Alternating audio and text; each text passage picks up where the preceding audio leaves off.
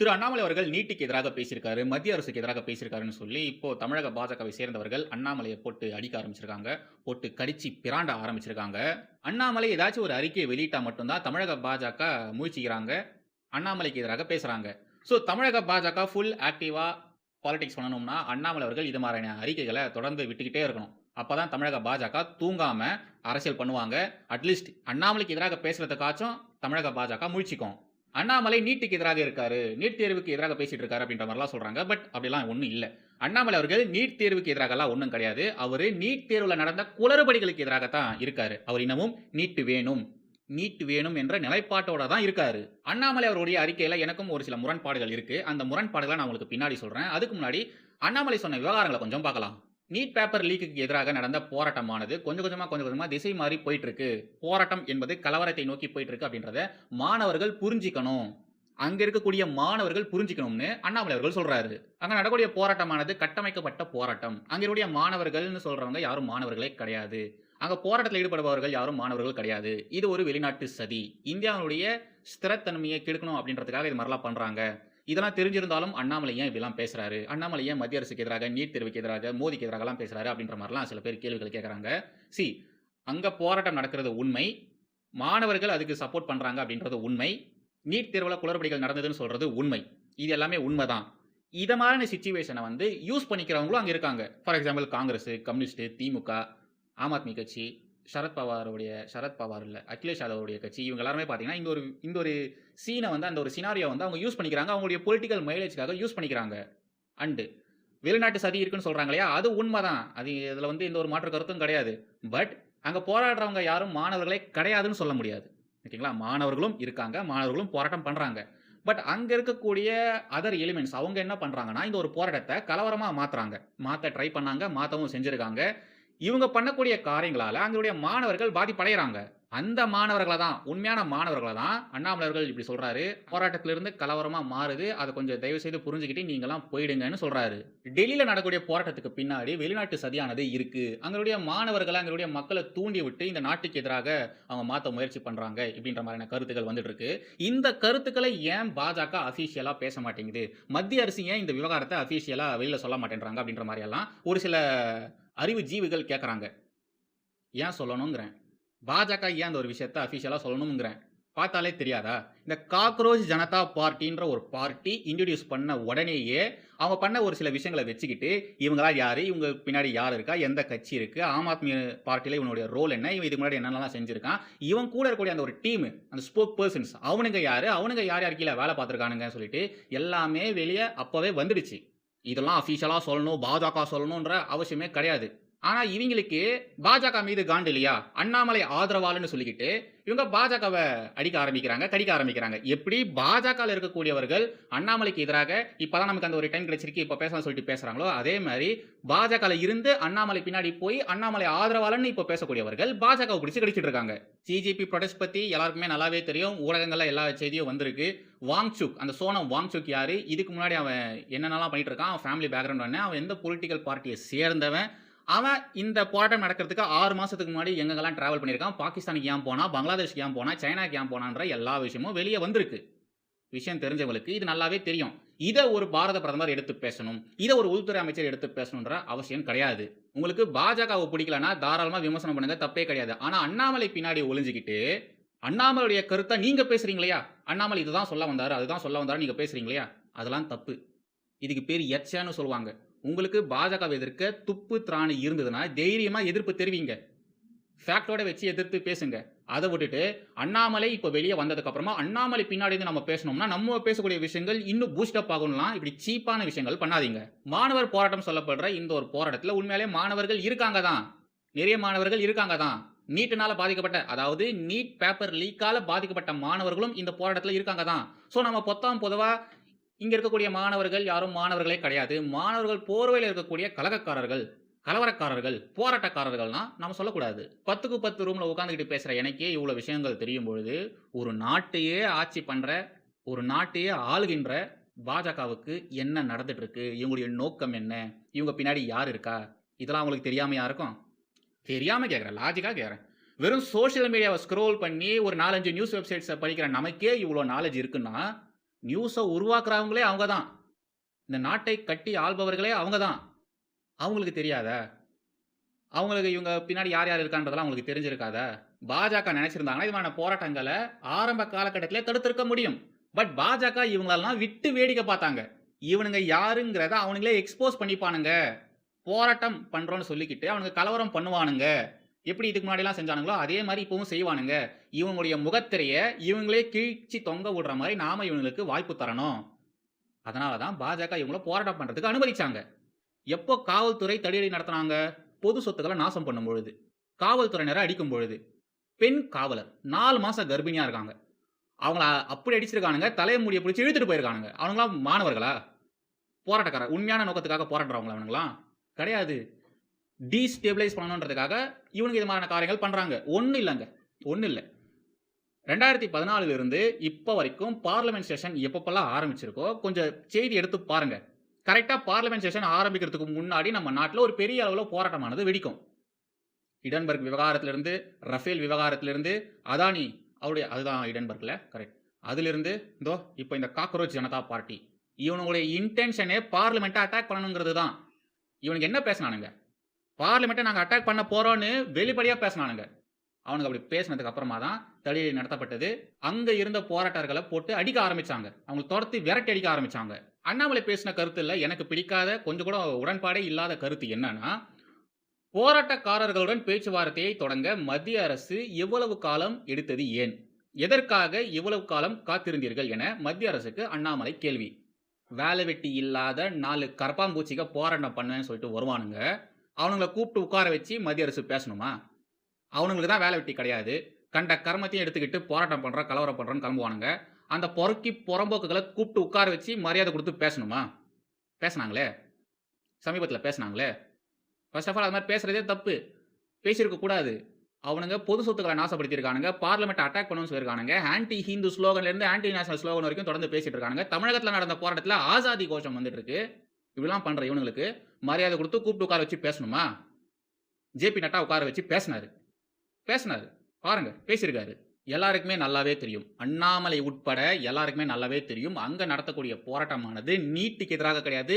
NEET paper லீக்குக்கு எதிராக கிடையாதுன்னுட்டு நல்லாவே தெரியும். நீட் எதிர்ப்புன்னு சொல்றாங்க இல்லையா? அது ஜஸ்ட் ஒரு மாஸ்க் மட்டும் தான். அந்த மாஸ்க்குக்கு பின்னாடி இவனுங்க பார்க்குற வேலையே வேற.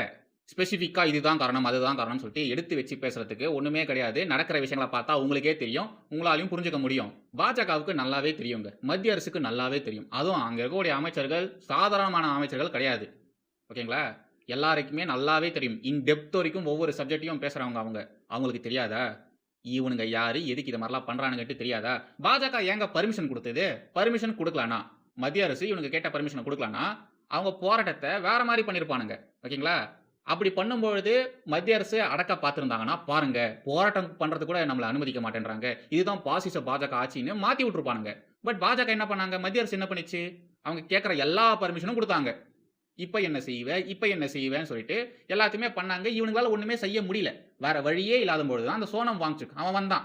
உண்ணாவிரதத்த இருக்க போறேன்னு சொல்லிட்டு வந்து உட்கார்ந்தான். அப்புறமா அவனையும் தூக்கின்னு போயிட்டாங்க. ஓகேங்களா? அதுக்கப்புறமா பெருசா எந்த விதமான ஸ்கோப்பும் இல்லாம இருக்கிறதுனால இவனுங்க போராட்டத்த கலவரமா மாத்துனானுங்க. பார்லிமென்ட் அட்டாக் பண்ணுவோம்னு சொன்னானுங்க.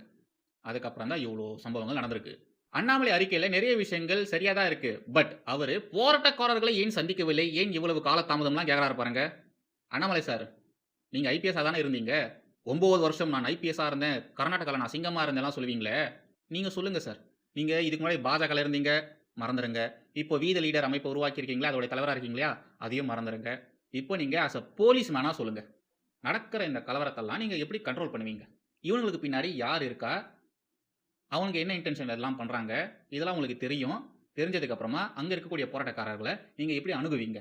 தமிழக பாஜகவினர் அண்ணாமலைக்கு எதிராக பேசிட்டு இருக்கும்பொழுது நான் கொஞ்சம் பயந்துட்டேன். என்னடா அண்ணாமலை நீட்டுக்கு எதிராக பேசுறாரா? நீட் தேர்வு நடக்கக்கூடாதுன்னு சொல்றாரா? அப்படின்ற மாரிலாம் நான் நினைச்சேன். பட் அண்ணாமலை அவர்கள் நீட்டுக்கு எதிராகலாம் பேசல. அங்க நடந்த குளறுபடிகள் அதுக்கு எதிராக மட்டும் தான் பேசியிருக்காரு.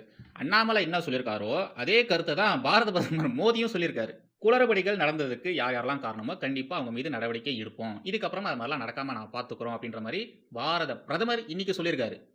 இப்ப நீங்க எல்லாருமே அதாவது அண்ணாமலைக்கு எதிராக பேசக்கூடிய பாஜகவினர் இப்ப மோடிக்கு எதிராக பேசுவீங்களா?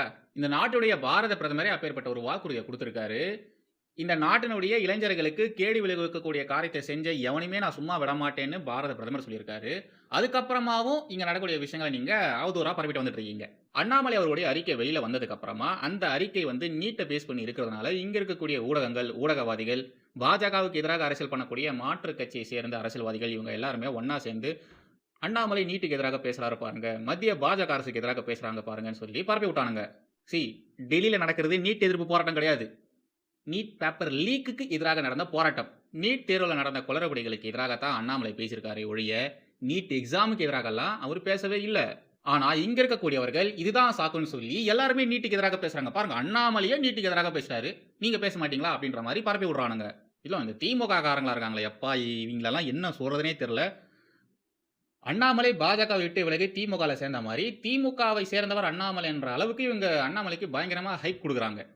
பாருங்க அண்ணாமலையே சொல்லிட்டாரு. நீட்டுக்கு எதிராக அவரே பேசிட்டார் பாருங்க. பாஜகவுக்கு எதிராக அவரே பேசிட்டார் பாருங்கன்ற மாரி பரப்பி விடுறாங்க. எந்த இடத்துல அண்ணாமலை அப்படி பேசியிருக்காரு? அத கொஞ்சம் காமிச்சீங்கன்னா நானும் தெரிஞ்சுப்பேன்.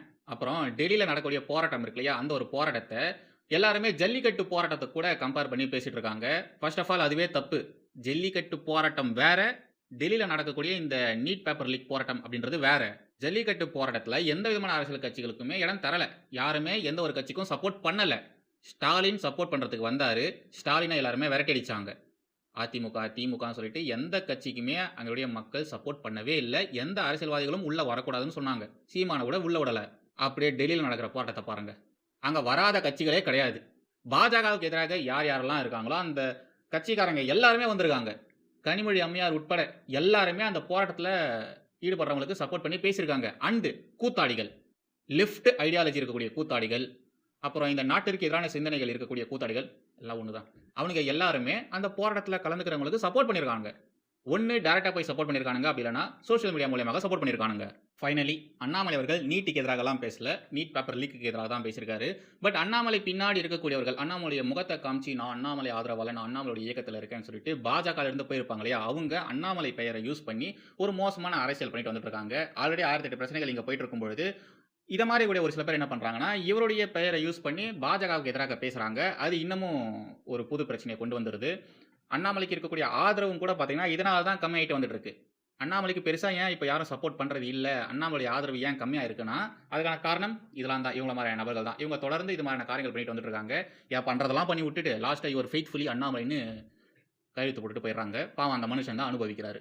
அண்ணாமலை விசஸ் விஜய் அப்படிதான் இந்த தமிழக களம் இருக்கணும்னு நானும் எதிர்பார்க்கிறேன். பட் இவங்க பண்ணக்கூடிய காரியங்களால அந்த ஒரு களமானது மாறப்போகுது. மாறுவதற்கான வாய்ப்பு தான் அதிகமா இருக்கு. 2031 தேர்தல்ல கண்டிப்பா இங்க ஒரு பெரிய மாற்றம் வரும். நாம ஆட்சிக்கு வருவோம் அப்படின்ற மாரிலாம் அண்ணாமலை அவர்கள் பேசியிருக்காரு இல்லையா? பட் அதுக்கான சாத்தியக்கூறுகளே சுத்தமா இல்லன்னு தான் சொல்லணும். ஏன்னா இவங்க பண்ணக்கூடிய காரியங்களால அண்ணாமலையுடைய ஆதரவாளர்கள் யாரு? தி.க. காரங்களா? திமுக காரங்களா? பாஜக காரங்க தான். தேசியவாதிகள் தான். பட் இவங்க பண்ணக்கூடிய கேடுகெட்ட காரியங்களால இத மாரி இருக்கக்கூடிய ஆதரவாளர்கள் அண்ணாமலைக்கு பெருசா சப்போர்ட் பண்றதே இல்ல. சுத்தமா இல்ல. நீங்க வேணா தயவு செய்து YouTubeல பாருங்க. அண்ணாமலை ஸ்பீச்சஸ் இருக்கும் இல்லையா? அவர் பாஜகலேருந்து வெளிய வந்ததுக்கு அப்புறமா அவர் பேசின வீடியோஸ் ஏதாச்சு நீங்க பாருங்க. கன்டினியூஸா பாருங்க.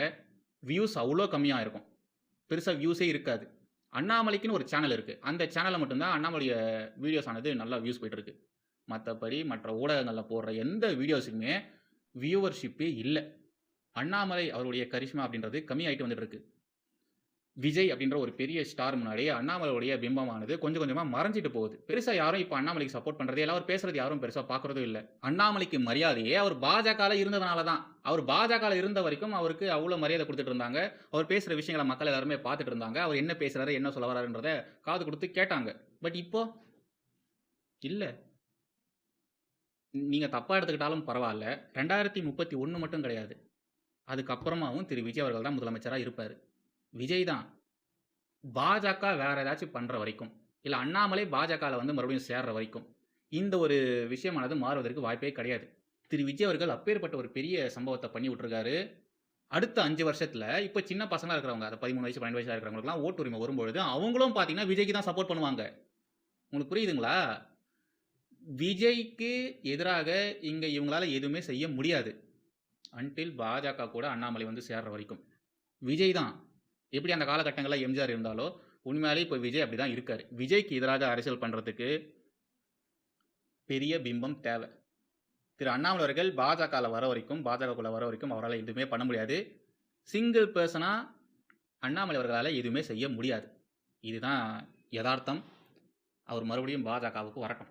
அந்த ஆண்டவனை நான் வேண்டிக்கிறேன். அவர் பாஜகக்குள்ள வந்தா மட்டும் தான் தமிழகத்தினுடைய களமானது அண்ணாமலை விசஸ் விஜய் அப்படின்ற மாரி மாறும். அப்படி இல்லன்னா, அண்ணாமலை விசஸ் சீமான் அப்படி தான் இருக்கும். விஜய்க்கு எதிராக இங்க ஒரு பெரிய பிம்பம் இல்ல. ஒரு ஃபிகர் இங்க பெருசா இல்ல. திமுக காலி, அதிமுக காலி, லெஃப்டிஸ்ட் காலி, யாருமே கிடையாது. விஜய் அண்ணாமலைன்னு வரணும்னா, அண்ணாமலை பாஜகவுக்குள்ள தான் வரணும். எப்போ வருவாருன்றத பொறுத்திருந்து பார்ப்போம். ஒரு பாயிண்ட் மிஸ் பண்ணிட்டேன். அண்ணாமலைக்கு தான் பாஜக தேவையே தவிர, பாஜகவுக்கு அண்ணாமலை தேவையே கிடையாது. தமிழகத்துல பாஜக ஆட்சி செய்யணுன்ற இன்டென்ஷனே பாஜகவுக்கு கிடையாது.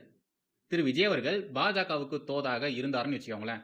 கேட்கக்கூடிய விஷயங்கள், சொல்லக்கூடிய காரியங்கள் இது எல்லாத்தையுமே திரு விஜய் அவர்கள் செஞ்சாருன்னா, பாஜக தமிழகத்தை டிஸ்டர்பே பண்ண மாட்டாங்க. நம்ம கேட்கறது, நம்ம சொல்றதெல்லாம் அவர் செய்றாரு. அப்புறம் ஏன் இப்ப நம்ம அவரை டிஸ்டர்ப் பண்ண சொல்லிட்டு, பாஜக பெருசா தமிழகத்துல பாஜக வளரணுன்ற மாரி அவங்க யோசிக்கவே மாட்டாங்க. திரு விஜய் அவர்கள் நட்பு ரீதியாக சகோதரத்துவத்தோட பாஜக கூட இருந்தாருன்னா, நவீன் பட்நாயக் இருக்கார் இல்லையா? அவர் எத்தனை வருஷமா முதலமைச்சரா இருந்தாரு? பாஜக ஏன் இப்போ அந்த ஆட்சிய அவருடைய மாநிலத்துல ஆட்சிய பிடிச்சிருக்கு? தயவுசெய்து பாருங்க என்ன நடந்தது, அதுக்கு பின்னாடி இருக்கக்கூடிய பாலிடிக்ஸ் என்னன்றதெல்லாம் பாருங்க. பாஜகவுக்கெல்லாம் ஒருத்தவங்கள புடிச்சு ஃபோர்ஸ் பண்ணி உள்ள உட்கார வச்சு திணிச்சு இப்படிலாம் ஆட்சி பண்ணணுன்ற அவசியமே அவங்களுக்கு கிடையாது. சொல்றத கேட்டுக்கிட்டு போயிட்டாங்கன்னா அமைதியா விட்டு போயிடுவாங்க. டிவிகேக்கு எதிராக இங்க பாஜக அரசியல் பண்ணணுன்ற அவசியமே இருக்காது. அதெல்லாம் பண்ண வேணாம்ப்பா, விட்டுருங்கப்பா அப்படின்ற மாதிரி பாஜக சொல்லிட்டு போயிடுவாங்க. இங்க டேமேஜ் ஆகிறது அண்ணாமலை. அண்ணாமலை பாஜகல இருந்தா மட்டும்தான் தாவேகாக்கு எதிரான அரசியலே பாஜக முன்னெடுக்கும். இப்போ அண்ணாமலை இல்ல. அரசியல் பண்ணணுன்ற அவசியமும் பாஜகவுக்கு கிடையாது. அண்ணாமலைக்கு தான் தேவை. அண்ணாமலை பாஜகல இருந்தா தான் அவரால ஷைன் ஆக முடியும். இப்போ வெளியே போயிருக்காரு இல்லையா? அவரால் என்ன பண்ண முடியும்? என்ன செய்ய முடியும்? ஒன்றும் செய்ய முடியாது. மீட்டிங் போடலாம், கூட்டத்தை காட்டலாம், எல்லாம் செய்யலாம். பட் விஜய் என்ற அந்த ஒரு ஸ்டார் டம்மை ஃபேஸ் பண்ண முடியாது. லெட்ஸ் சி பாஜகக்குள்ள வராரா இல்லையான்றதை பொறுத்திருந்து பார்ப்போம். வந்தே